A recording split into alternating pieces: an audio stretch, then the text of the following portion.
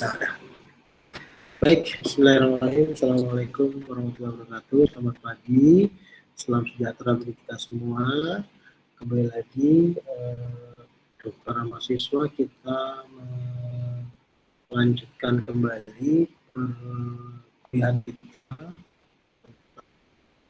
mata kuliah dasar-dasar filsafat dan logika. Ini kita akan membahas tentang bahasa dan logika.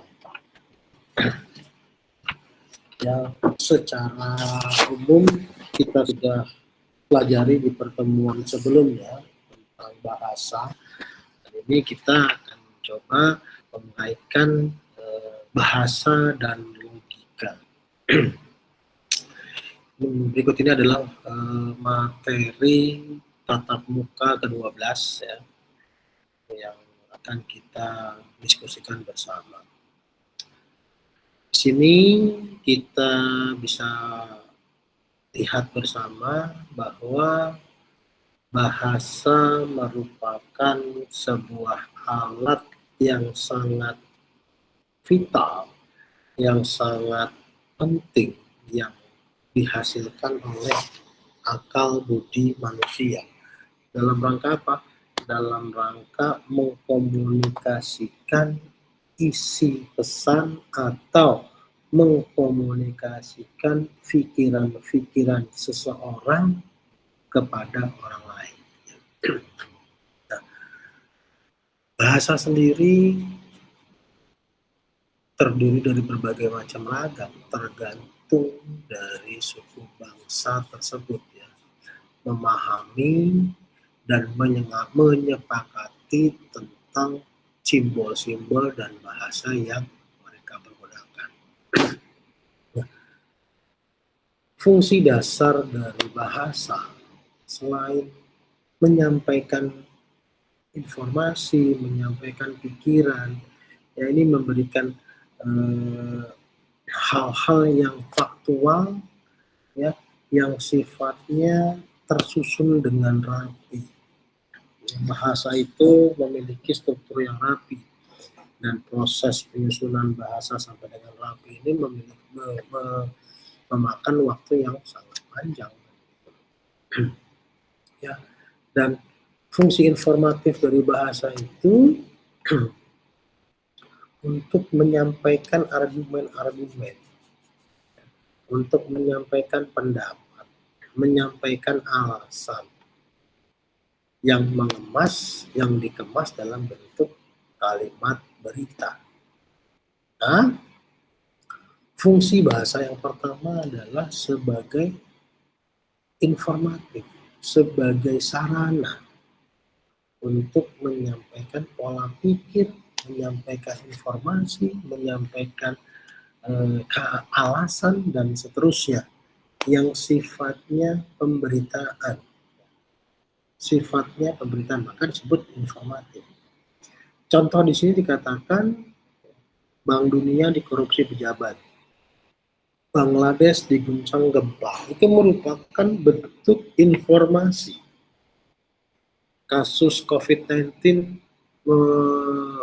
meledak di India, itu merupakan sebuah informasi, sebuah berita yang dikemas sehingga berbentuk sebuah kata-kata atau argumen atau preposisi.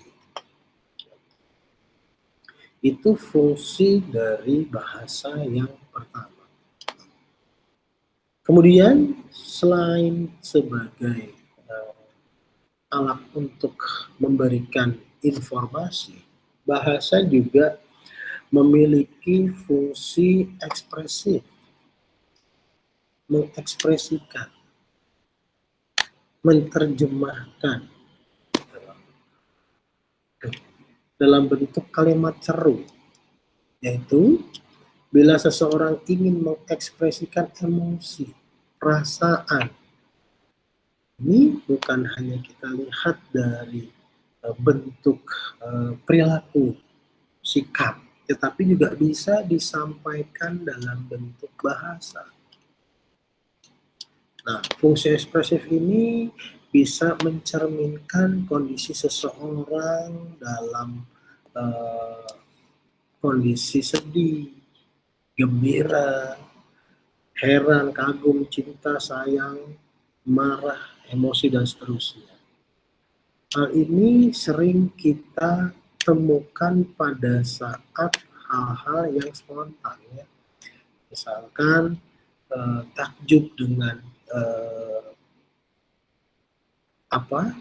dengan fenomena semalam gerhana bulan, ya, blood moon, ya, gitu, itu bisa langsung memberikan ekspresifnya. Wow, indah sekali bulan pada saat itu, atau indah sekali lukisan ini, atau ketika menerima atau sedang di jalan tiba-tiba tersentak dengan pengendara motor, ya, atau tertabrak gitu, itu bisa langsung memberikan efek ekspresif. Dan itu bukan hanya kita lihat dalam bentuk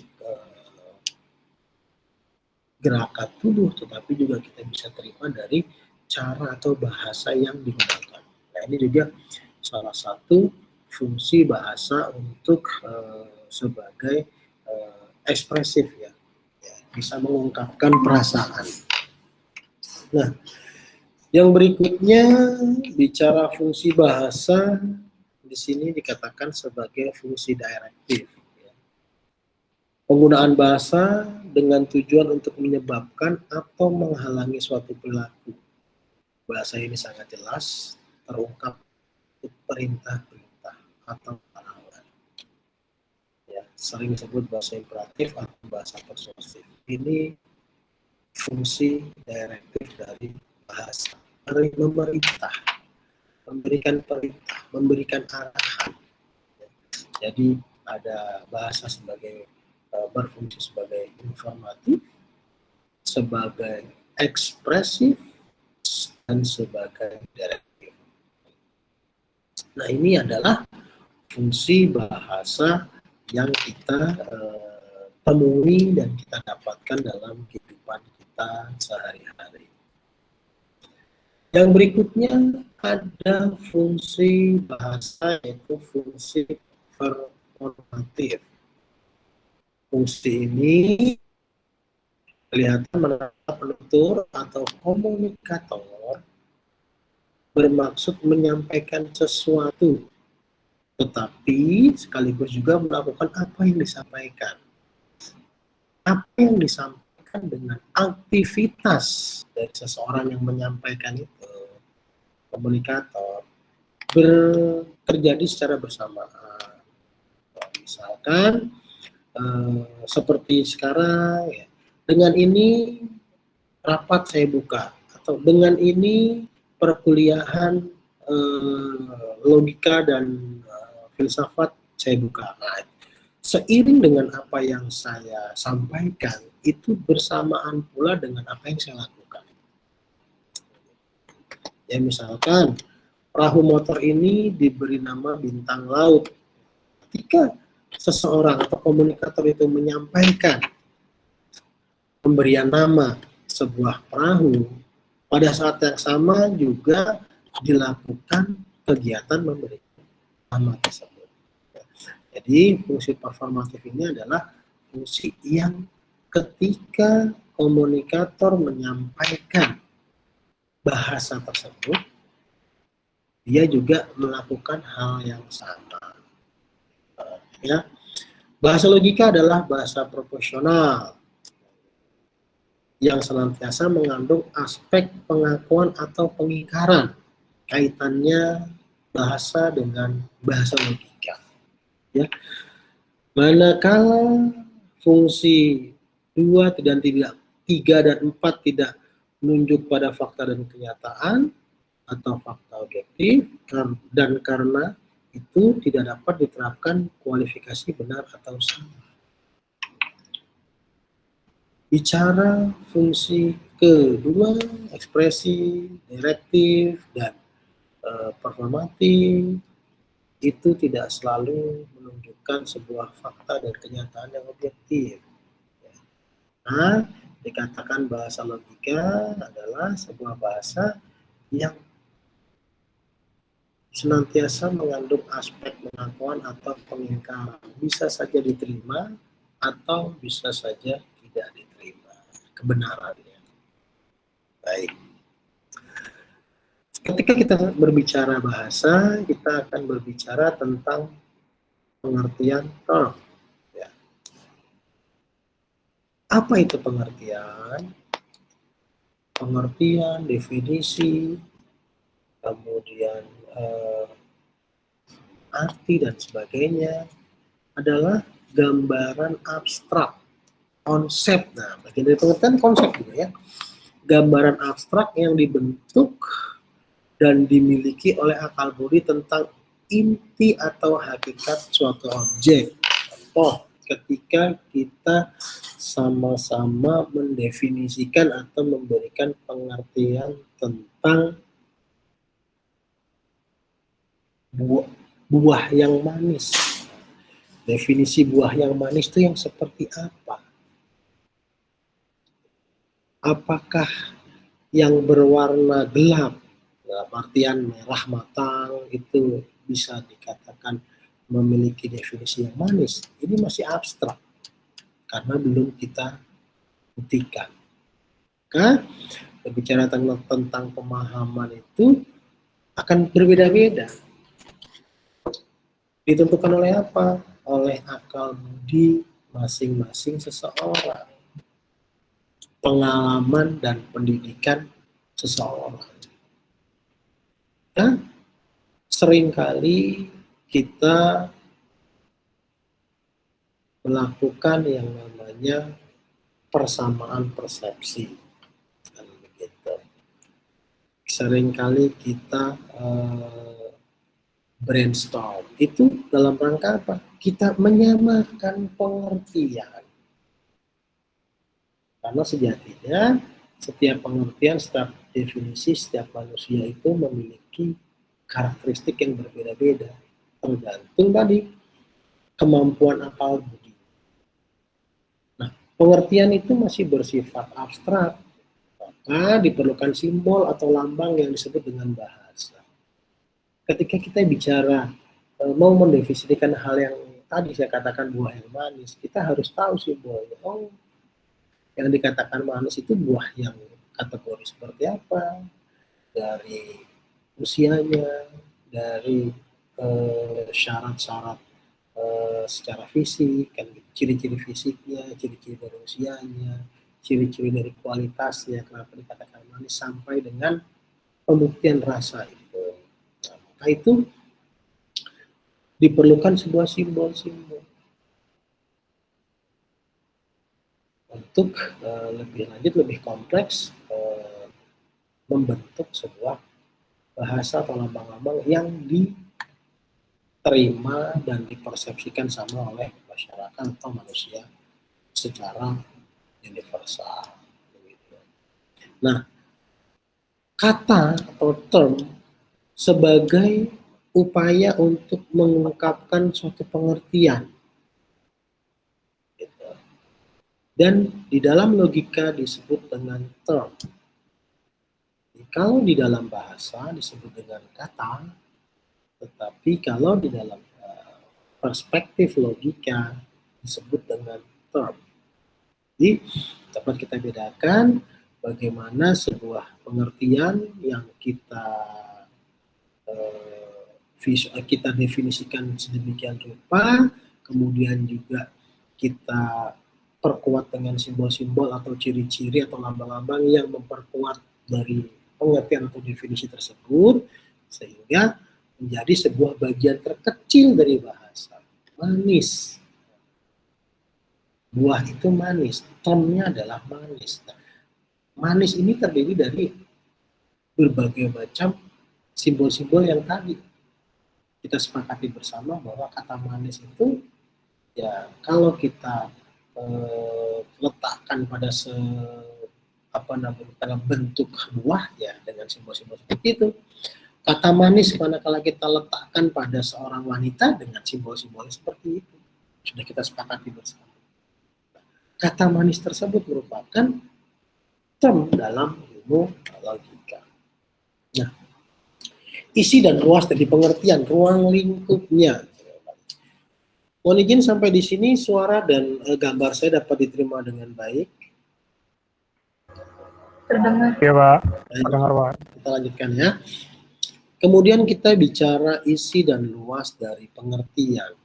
Kita katakan pengertian, definisi, konsep itu sama ya. Semakin luas atau semakin besar wilayah suatu pengertian, semakin kurang isinya. Konsekuensinya adalah realitas atau objek yang ditunjuk menjadi semakin abstrak. Sebaliknya, semakin sempit, kecil wilayah suatu pengertian, maka semakin padat dan banyak isinya. Akibatnya, kenyataan ini akan ditunjuk menjadi semakin konkret. Oke, kita bicara tadi manis, kalau kontekstualnya buah. Kalau kita lebih spesifikkan, buah itu yang sifatnya buah buah tanaman yang ada di atas menggantung, misalkan apel, jeruk dan sebagainya, kita akan lebih spesifik. Artinya semakin sempit suatu pengertian, semakin terfokus definisi atau pemahaman kita terhadap satu wujud tersebut. Manakala kita bicara konteks manis dalam buah yang lebih besar, itu akan banyak sekali definisi-definisi yang bisa diciptakan dari pengertian tersebut. Misalnya kalau kita bicara, kita nggak bicara buah, kita bicara seorang pria lah, gitu. Wanita yang manis itu adalah mungkin kalau untuk kita melihat lebih sudut pandang lebih kecil dari sisi suku, mungkin suku atau ras Asia, kriteria yang manis yang cantik itu akan lebih spesifik, manakala kita secara global manusia yang cantik yang manis itu seperti apa. Otomatis kita akan lebih mempertimbangkan bukan hanya dari ras Asia, tapi harus mempertimbangkan juga dari ras Timur Tengah, kemudian dari ras Eropa dan seterusnya. Jadi intinya semakin sempit, semakin fokus kita memberikan definisi atau pengertian, maka semakin di sini dikatakan semakin padat ya, semakin jelas kita bisa mendefinisikan sebuah pengertian. Nah, yang berikutnya klasifikasi term.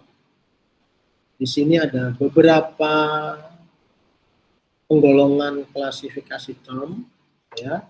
Ini berdasarkan jumlah kata. Ada term yang secara sederhana. Misalkan manusia, buku, meja, dan lain-lain itu dikatakan term yang sederhana, hanya terdapat satu kata, bersifat umum, simple, dan terdapat satu unsur kata saja. Ini term secara sederhana.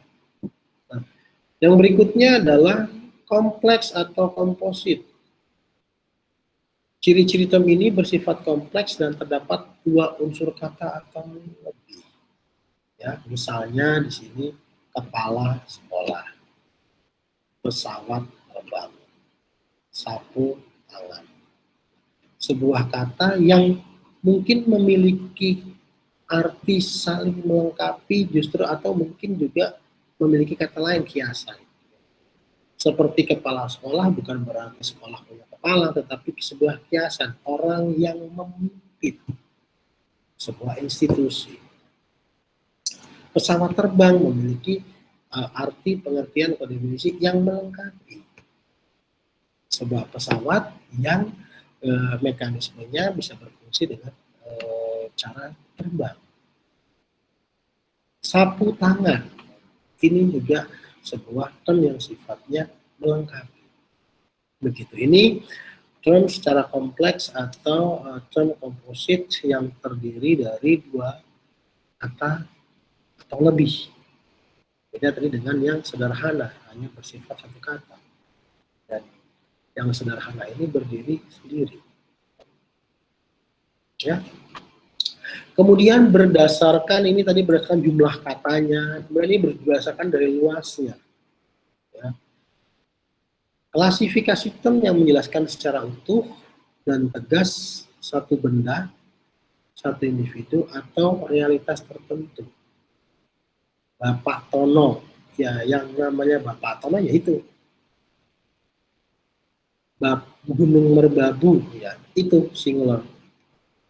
Satu itu dia. Bapak terkaya di wilayah ini dan seterusnya. Kemudian berdasarkan term partikular. Nah, term partikular ini memiliki ciri-ciri menyebut sebagian jumlah atau kelompok objek. Sekurang-kurangnya berjumlah satu dan tidak tertentu. Nah, bicara partikular ini sudah bentuk jamak. Ya. Singular to singular, partikular jamak. Misalkan beberapa mahasiswa, seorang karyawan, sebuah buku, ini sudah bicara jamak. Sebuah buku kan buku itu terdiri dari berbagai macam halaman. Yang berikutnya dikatakan berdasarkan luas adalah term universal. Ya, term universal ini mampu menunjukkan seluruhnya, seluasnya tanpa terkecuali. Jadi ketika bicara generalisasi universal, misalkan masyarakat, mahasiswa, dan begitu loh. Kemudian apalagi tuh kalau misalkan kita bicara kelompok-kelompok lain, majelis, kan gitu, anggota majelis, kan seperti itu, atau komunitas, itu merupakan sebuah term yang menunjukkan atau satu kata kita ucapkan mewakili keseluruhan bagian itu, jajaran, nah seperti itu. Ya. Misalkan Kementerian Dalam Negeri beserta jajarannya, itu sudah sebut.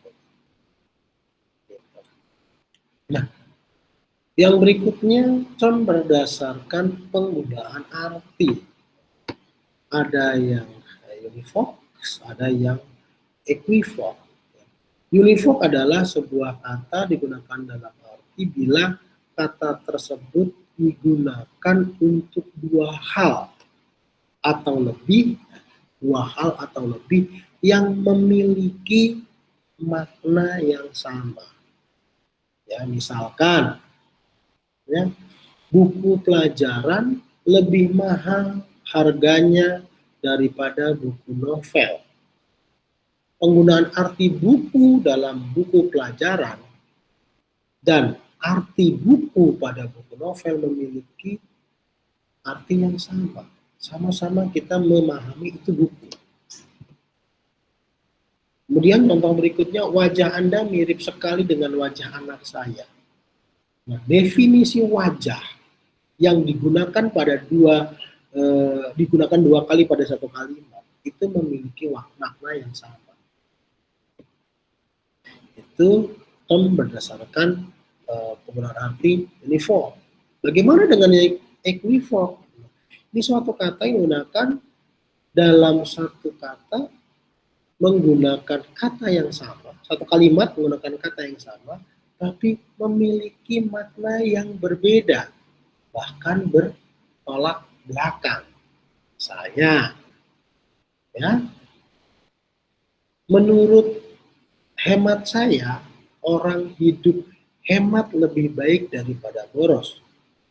Kata hemat di awal dengan kata hemat di akhir, hemat saya dengan hidup hemat itu sama-sama menggunakan term hemat, tapi memiliki arti yang berbeda.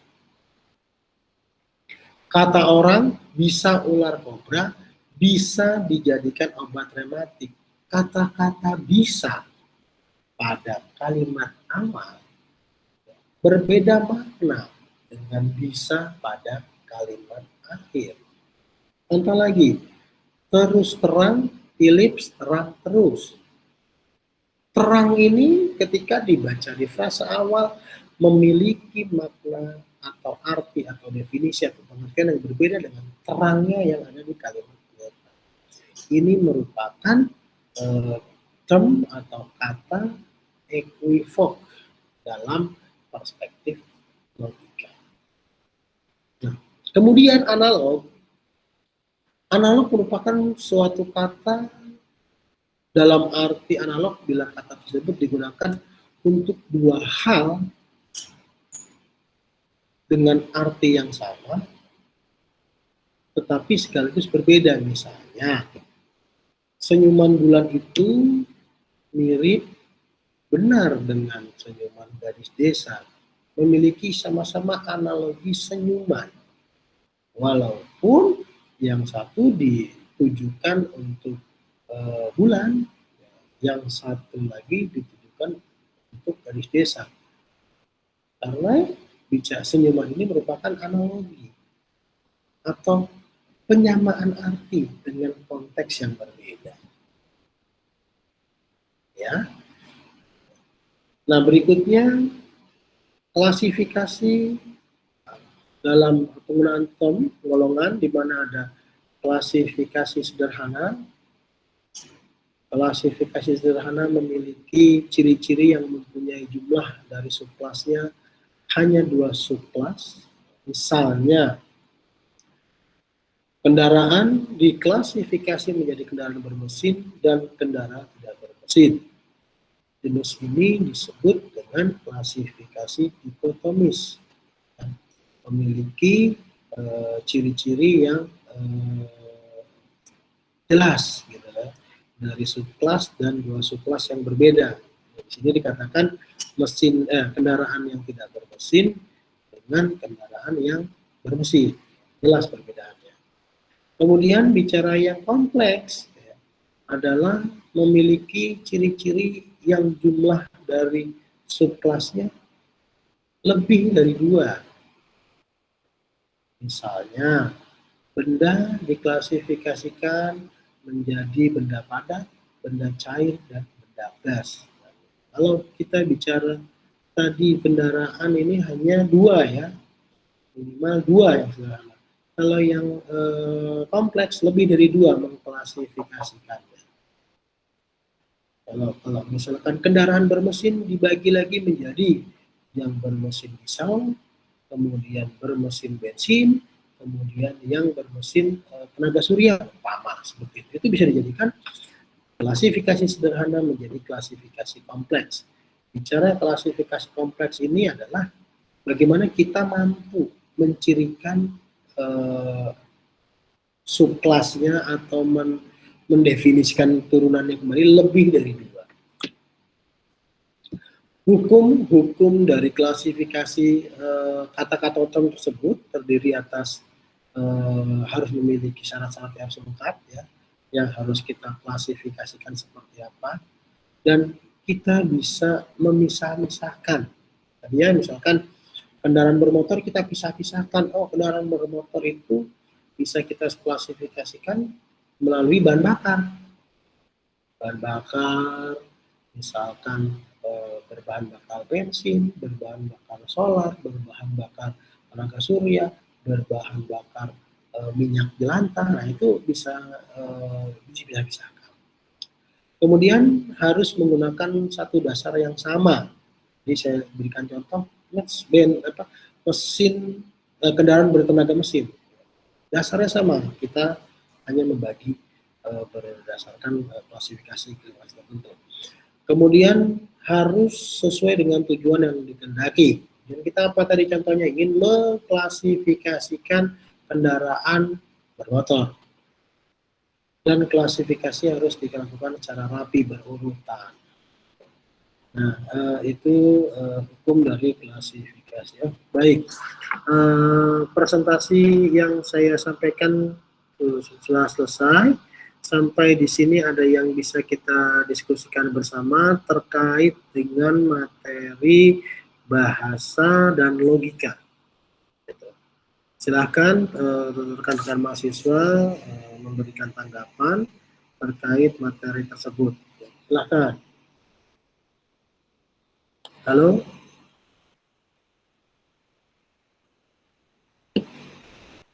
Ya, Wahyu, ada yang bisa diberikan tanggapan atau bagaimana terkait Paling ini berarti filsafat kalau nggak ada bahasa itu nggak mungkin tercipta ya Pak istilahnya. Berarti keterkaitan filsafat dengan bahasa itu saling ketergantungan ya. Jadi filsafat itu merupakan upaya kita manusia untuk mencari sebuah kebenaran. Dalam rangka mencari sebuah kebenaran, kita memerlukan komunikasi. Bahkan komunikasi pun sudah mulai berkembang, bukan hanya komunikasi yang berupa bahasa. Bahasa itu adalah sarana kita untuk berkomunikasi. Maka filsafat sangat membutuhkan bahasa. Dan bahasa tidak akan berkembang kalau tidak dengan filsafat. Karena apa? Filsafat adalah upaya untuk mencari kebenaran, mengungkapkan kebenaran, mengungkapkan pertanyaan-pertanyaan yang masih misterius yang ada di dalam pikiran manusia.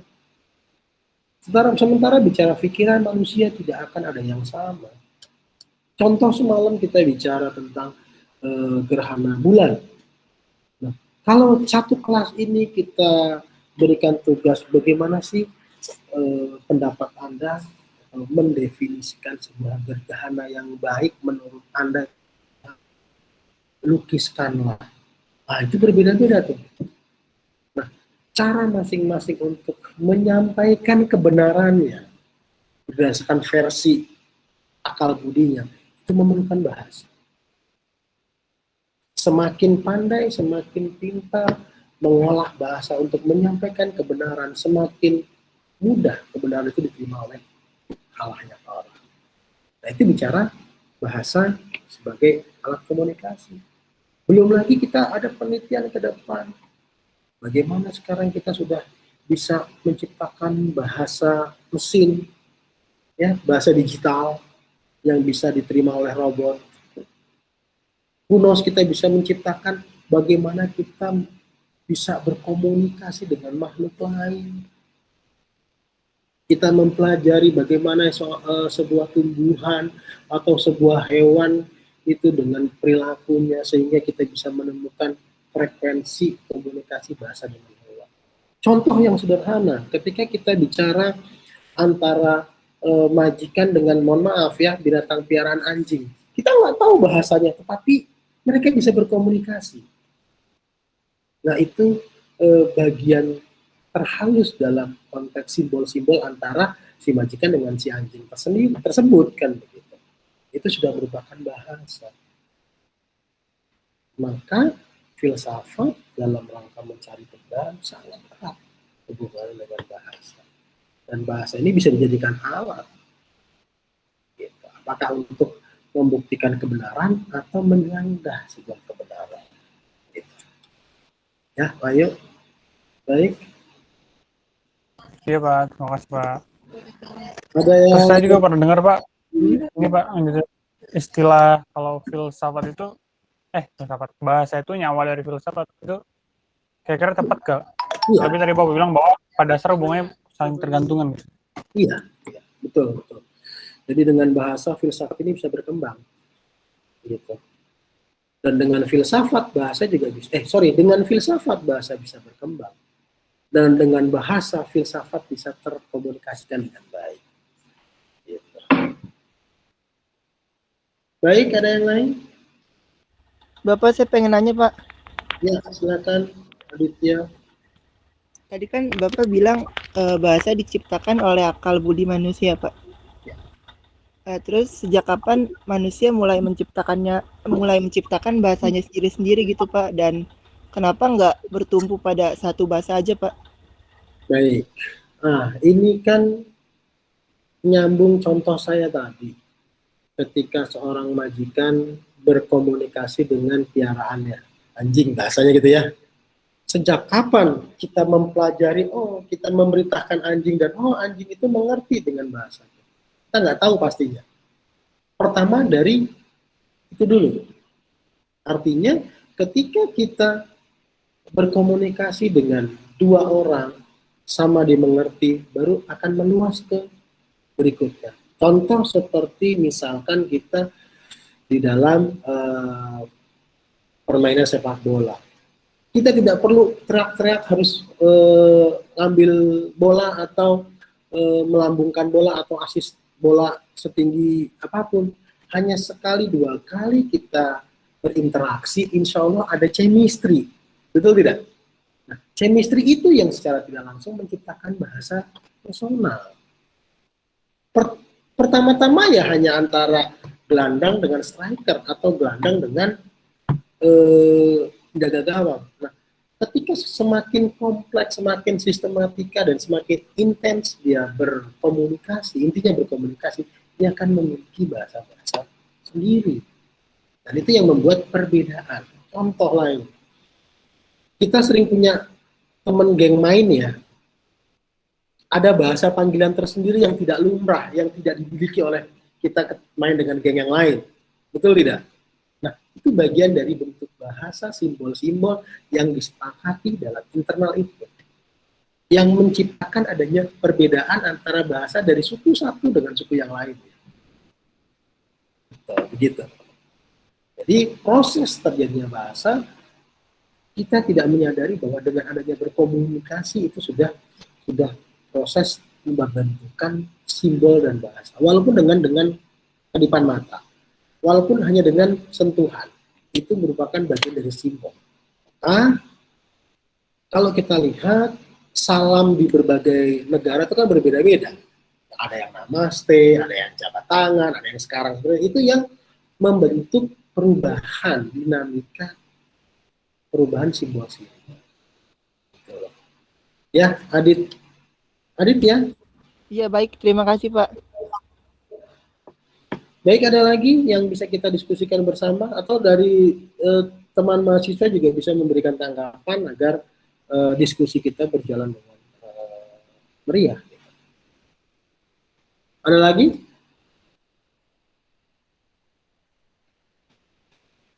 Halo? Kalau tidak ada, saya akhiri perkuliahan kita. Apalagi saya informasikan untuk yang perkuliahan sebelumnya, nanti saya upload berbarengan dengan ini, Anda bisa lihat di YouTube pertemuan sebelumnya. Dan saya mohon maaf apabila dalam penyampaian materi ada beberapa hal yang masih kurang dan tidak berkenan. Saya mohon maafkan. Akhir kata, saya akhiri perkuliahan ini. Assalamualaikum warahmatullahi wabarakatuh. Waalaikumsalam Waalaikumsalam warahmatullahi wabarakatuh. Jangan keluar dulu.